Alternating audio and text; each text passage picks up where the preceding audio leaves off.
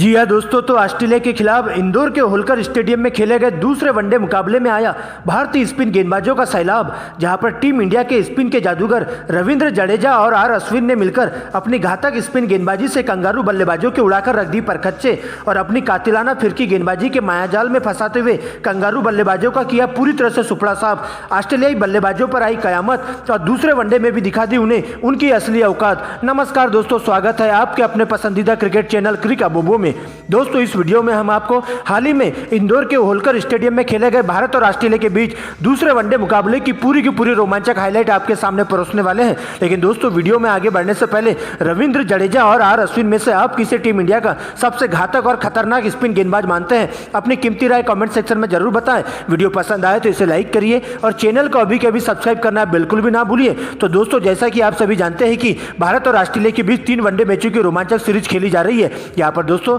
हाल ही में मोहाली में खेले गए पहले वनडे मुकाबले में टीम इंडिया ने शानदार प्रदर्शन करते हुए कंगारू टीम को 5 विकेट से रौंदते हुए 3 वनडे मैचों की सीरीज में 1-0 की अजय बढ़त बना रखी थी। लेकिन दोस्तों, इसी बीच सीरीज का दूसरे वनडे मुकाबला हाल ही में इंदौर के होलकर स्टेडियम में खेला जाता है, जहां पर दोस्तों टीम इंडिया की कमान एक बार फिर से सलामी विकेट कीपर बल्लेबाज केएल राहुल के कंधों पर सौंपी गई थी। तो वही दोस्तों पैट कमिंस ऑस्ट्रेलिया के लिए कप्तानी करते हुए देखे गए थे। दोस्तों, इसके बाद दोपहर 1 बजे से मुकाबले में टॉस शुरू होता है। यहाँ पर दोस्तों सिक्का उछाला जाता है और सीधा ऑस्ट्रेलिया टीम के कप्तान पैट कमिंस के पक्ष में जाकर सिक्का गिरता है। टॉस जीतकर कमिंस पहले बल्लेबाजी करने का फैसला करते हैं। तो वही दोस्तों टीम इंडिया को गेंदबाजी करने का न्योता दिया जाता है। दोस्तों, इसके बाद ऑस्ट्रेलिया की पारी की शुरुआत करने के लिए टीम के 2 धाकड़ ओपनर बल्लेबाज डेविड वार्नर और मिशेल मार्श मैदान पर आते हैं। तो वही दोस्तों टीम इंडिया के लिए पहले ओवर की गेंदबाजी करने के लिए तेज गेंदबाज मोहम्मद शमी आते हैं। यहाँ पर दोस्तों उनका सामना होता है मिशेल मार्श से और मिशेल मार्श 7वें आसमान पर गुस्सा दिखाते हुए मोहम्मद शमी को टारगेट करते हुए दिखाई देते हैं और पहली ओवर में 2 करारे चौके उनके बल्ले से देखने को मिलते हैं और 2 सिंगल के साथ 1 ओवर की समाप्ति पर ऑस्ट्रेलिया का स्कोर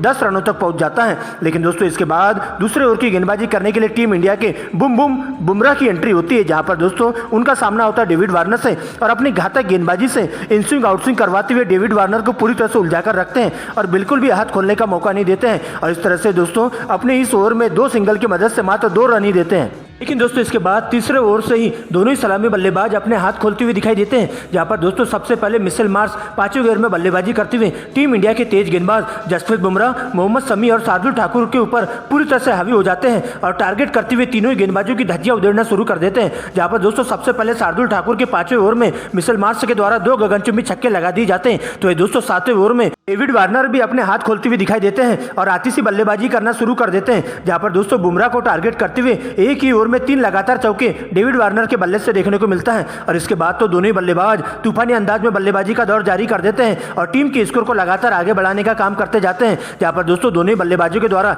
लगातार स्ट्राइक रोटेट करते हुए अच्छी गेंदों को छोड़ते हुए खराब गेंदों पर बड़ा शॉट मारना चालू कर देते हैं और इस प्रकार से दोस्तों 15 ओवर की समाप्ति पर टीम के स्कोर को 100 रनों तक पहुंचा देते हैं। जहां पर दोस्तों सबसे पहले डेविड वार्नर 45 गेंदों में अपना 50 पूरा कर लेते हैं। लेकिन दोस्तों इसी बीच इस पार्टनरशिप को तोड़ने के लिए टीम इंडिया के स्पिन के जादूगर रविंद्र जडेजा की एंट्री होती है, जहां पर दोस्तों 19वें ओवर की दूसरी गेंद पर 110 रनों के स्कोर पर ऑस्ट्रेलिया की टीम को पहला बड़ा झटका डेविड वार्नर के रूप में लग जाता है। दरअसल दोस्तों डेविड वार्नर बड़ा शॉट मारने के चक्कर में सीमा रेखा के पास 52 रनों के निजी स्कोर पर शुभमन गिल के हाथों कैच आउट होकर पवेलियन का रास्ता नाप लेते हैं, जहां पर दोस्तों शुभमन गिल के द्वारा शानदार कैच लेकर उन्हें डगआउट की ओर लौटा दिया जाता है। लेकिन दोस्तों इसके बाद नए बल्लेबाज के रूप में स्टीव स्मिथ मैदान पर आते हैं, जहां पर दोस्तों एक बार फिर से सर जडेजा अपनी फिरकी के माया जाल में स्मिथ को पूरी तरह से उलझाकर रख देते हैं और इसी ओवर की अंतिम गेंद पर उन्हें चारों खाने चीत करते हुए क्लीन बोल्ड कर देते हैं। जहां पर दोस्तों स्टीव स्मिथ बिना खाता खोले ही पवेलियन का रास्ता नाप लेते हैं और इस प्रकार से सर जडेजा एक ही ओवर में 2 विकेट लेकर कंगारू टीम को पूरी तरह से बैकफुट पर ढकेल देते हैं और उन्हें मुश्किल में डाल देते हैं। लेकिन दोस्तों इसके बाद नए बल्लेबाज के रूप में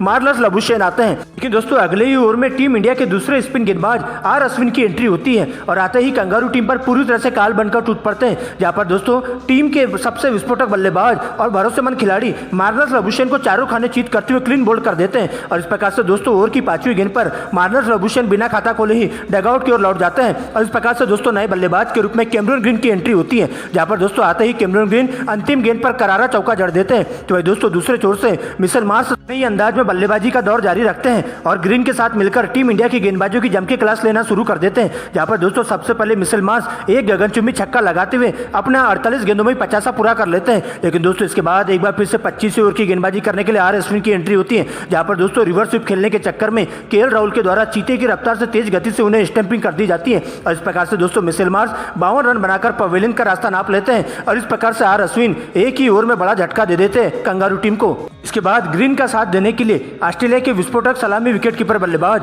जोश इंग्लिश की एंट्री होती है और आते ही दोनों ही बल्लेबाज अपना मोर्चा संभालते हैं और जहां पर दोस्तों जोश इंग्लिश के द्वारा आते ही तूफानी अंदाज में बल्लेबाजी का नजारा पेश किया जाता है और टीम इंडिया के स्पिन गेंदबाजों के साथ साथ तेज गेंदबाजों पर दोनों ही बल्लेबाज पूरी तरह से कहर बनकर टूट पड़ते हैं और देखते ही देखते 30 ओवर की समाप्ति पर ऑस्ट्रेलिया का स्कोर 4 विकेट के नुकसान पर 200 रनों तक पहुंच जाता है। लेकिन दोस्तों 31 ओवर की गेंदबाजी करने के लिए एक बार फिर से टीम इंडिया के विकेट टेकर स्पिन गेंदबाज रविंद्र जडेजा की एंट्री होती है। जहां पर दोस्तों सिंगल को डबल में कन्वर्ट करने के चक्कर में कैमरन ग्रीन सूर्य कुमार यादव के द्वारा डायरेक्ट थ्रो फेंकने से रनआउट का शिकार हो जाते हैं और इस प्रकार से दोस्तों कैमरन ग्रीन की पारी का अंत हो जाता है। जहां पर उनके बल्ले से 31 रनों की धुआंधार पारी देखने को मिलती है और इस प्रकार से दोस्तों गुस्से से आग बबूला होकर वे पवेलियन की ओर लौट जाते हैं। जिसके बाद दोस्तों आगे का मोर्चा संभालने के लिए मार्क स्टोनिस मैदान पर आते हैं और आते ही कुछ अच्छे शॉट्स लगाते हैं और पारी को संभाल कर रखते हैं। लेकिन दोस्तों उनकी यह पारी ज्यादा देर टिक नहीं पाती है और 29 रनों के स्कोर पर आर अश्विन के द्वारा उन्हें अपना शिकार बना लिया जाता है। लेकिन दोस्तों इसके बाद चौथी और पांचवी गेंद पर इंग्लिश के द्वारा 2 बैक टू बैक करारे चौके जड़ दिए जाते हैं और 45 के स्कोर पर आकर पहुंच जाते हैं।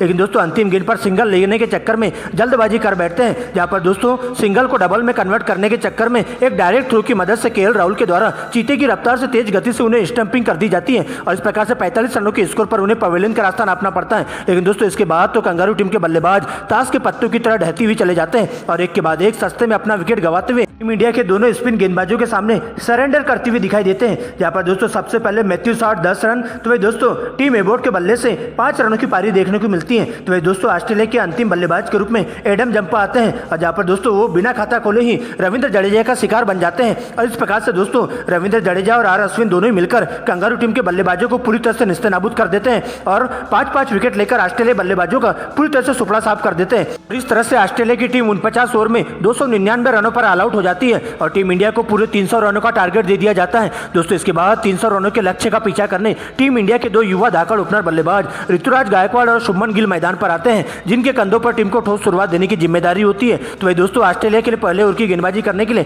कप्तान पेट कमिंस आते हैं जहां उनका सामना होता है ऋतुराज गायकवाड़ से और ओवर की अंतिम गेंद पर फाइन लेग की दिशा में करारा चौका उनके बल्ले से देखने को मिलता है। तो वही दोस्तों दूसरे ओवर में मार्क स्टोनिस को टारगेट करते हुए शुभमन गिल 5वें गेंद में बल्लेबाजी करते हुए देखे जाते हैं और स्टोनिस के एक ही ओवर में 2 गेंदों पर 2 गगनचुंबी छक्के उनके बल्ले से देखने को मिलते हैं। दोस्तों इसके बाद तो दोनों ही बल्लेबाज अपने ही अंदाज में बल्लेबाजी करते हुए चले जाते हैं और अटैकिंग क्रिकेट खेलते हुए कंगारू गेंदबाजों की धज्जियां उधेड़ना शुरू कर देते हैं और पूरी तरह से हावी होते हुए उनके ऊपर दबाव बना देते हैं। जहां पर दोस्तों दोनों ही बल्लेबाज हर ओवरों में चौके छक्के लगाना शुरू कर देते हैं और देखते ही देखते अच्छी गेंदों को छोड़ते हुए खराब गेंदों पर बड़ा शॉट मारते हुए टीम के स्कोर को 15 ओवर की समाप्ति पर स्कोर बोर्ड पर 100 रनों के पार पहुंचा देते हैं। लेकिन दोस्तों इसी बीच 16वें ओवर में शुभमन गिल के द्वारा आती सी बल्लेबाजी की जाती है जहां पर दोस्तों 2 गेंदों पर 2 करारे चौके लगाते हुए 48 गेंदों में ही अपना 50 पूरा कर लेते हैं और इस प्रकार से दोस्तों टीम इंडिया के लिए बहुमूल्य रन जोड़ते हुए जाते हैं। तो दोस्तों दूसरे छोर से ऋतुराज गायकवाड़ भी बहती गंगा में हाथ धोते हुए 20वें ओवर में 48 गेंदों में ही अपना 50 पूरा कर लेते हैं और इस प्रकार से दोस्तों टीम इंडिया का स्कोर बिना विकेट गंवाए स्कोर बोर्ड पर 100 रनों के पार पहुंच जाता है। लेकिन दोस्तों 21वें ओवर में सबसे पहले शुभमन गिल के द्वारा आती सी बल्लेबाजी की जाती है जहां पर मार्क स्टोनिस को टारगेट करते हुए बैकवर्ड पॉइंट की दिशा में करारा चौका जड़ दिया जाता है। तो वही दोस्तों इसी ओवर की बैक ऑफ लेंथ को करारा प्रहार करते हुए गेंद को दर्शक दीर्घा में भिजवा देते हैं। तो वही दोस्तों 23वें ओवर में ऋतुराज गायकवाड़ भी एक फुलर लेंथ पर करारा प्रहार करते हुए गेंद को दर्शक दीर्घा में 6 रनों के लिए भिजवा देते हैं। लेकिन दोस्तों इसके बाद 25वें ओवर की गेंदबाजी करने के लिए कंगारू टीम के स्पिन गेंदबाज एडम जंपा की एंट्री होती है जहां पर दोस्तों अच्छी लय में दिखाई दे रहे ऋतुराज गायकवाड़ को 60 रनों के निजी स्कोर पर सीमा रेखा के पास कैच आउट करवा देते हैं और इस प्रकार से दोस्तों टीम इंडिया को 150 रनों के स्कोर पर पहला बड़ा झटका लग जाता है। लेकिन दोस्तों एक छोर से शुभमन गिल अभी भी अंगद की तरह डटे हुए रहते हैं और कंगारू टीम के तेज गेंदबाजों का डटकर मुकाबला करते हुए चले जाते हैं और उन्हें विकेट के लिए पूरी तरह से तरसा देते हैं। लेकिन दोस्तों इसके बाद ऋतुराज गायकवाड़ के आउट होते ही आगे का मोर्चा संभालने के लिए एक बार फिर से बाएं हाथ के विस्फोटक बल्लेबाज ईशान किशन की एंट्री होती है जहां पर दोस्तों ईशान किशन आते ही धुआंधार अंदाज में बल्लेबाजी करते हुए देखे जाते हैं और शुभमन गिल के साथ मिलकर दोनों ही बल्लेबाजों के द्वारा आती सी बल्लेबाजी की जाती है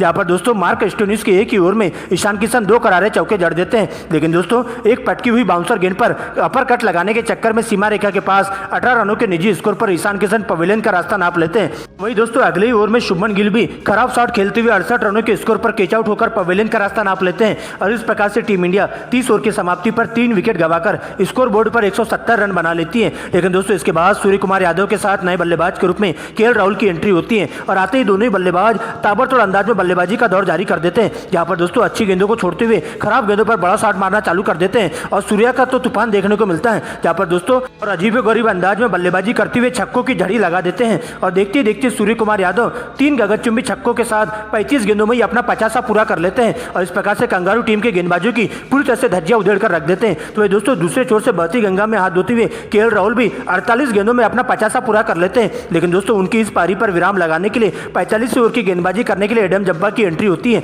और आते ही दोस्तों अच्छी लाइन में दिखाई दे रहे केएल राहुल को रनआउट का शिकार कर देते हैं और उन्हें चारों खाने चीत करते हुए पवेलियन का रास्ता दिखा देते हैं और 45 ओवर की समाप्ति पर टीम इंडिया 4 विकेट गंवाकर स्कोर बोर्ड पर 240 रन बना लेती है। अब दोस्तों सूर्या का साथ देने के लिए तिलक वर्मा मैदान पर आते हैं और अगले 5 ओवरों में टीम इंडिया को इस मुकाबले में जीत हासिल करने के लिए पूरे 60 रनों की दरकार होती है, जहां पर दोस्तों सूर्या के द्वारा तूफानी अंदाज में बल्लेबाजी की जाती है और एक ही ओवर में सबसे पहले 47 ओवर को टारगेट करते हैं और एडम जंपा की इसी ओवर में 2 छक्के और 2 चौकों की मदद से 20 रन कूट देते हैं। तो ये दोस्तों 48 ओवर में तिलक वर्मा भी आती सी बल्लेबाजी करते हैं और 3 गगनचुंबी छक्के उनके बल्ले से देखने को मिलते हैं और इस प्रकार से दोस्तों टीम इंडिया को जीत के काफी दहलीज पर लाकर खड़ा कर देते हैं। दोस्तों इसके बाद अंतिम की 6 गेंदों में टीम इंडिया को 16 रनों की दरकार होती है, जहां पर पेट कमिंस का सामना होता है सूर्य कुमार यादव से और शुरुआत की 3 गेंदों में सूर्य कुमार यादव 3 लगातार गगनचुंबी छक्के लगा देते हैं और 300 रनों के टारगेट को आसानी से हासिल कर लेते हैं और इस प्रकार से दोस्तों दूसरे वनडे को भी जीतकर टीम इंडिया 3 वनडे की सीरीज में 2-0 की अजय बढ़त हासिल कर लेती है और सीरीज पर कब्जा कर लेती है।